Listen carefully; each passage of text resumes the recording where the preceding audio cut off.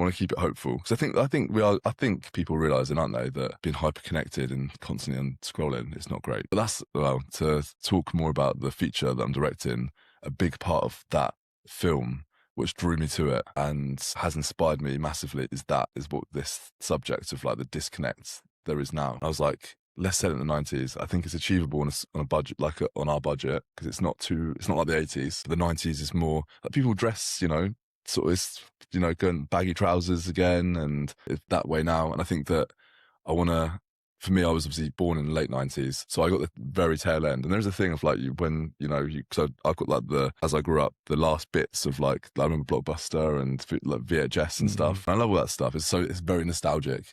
And I think there's something about, I want to try and make a film that reminds us of what we've lost and do it in a way that's hopeful and not just like, I was going to go full like Metropolis, which is a film in the 1920s. It's very sort of, dystopian, I guess, at the end. But I want to keep it hopeful because I think people realising, aren't they, that being hyper connected and constantly on scrolling is not great. So I guess it would have come about from, well, like I said, from making films from a young age and like being completely obsessed with films, storytelling, and just filmmaking in general. So that has been all I've ever wanted to do. And obviously I've made different projects with different people, made short films, directed short films, written stuff, worked commercially. I'm trying to remember back to the timeline right of how this happens.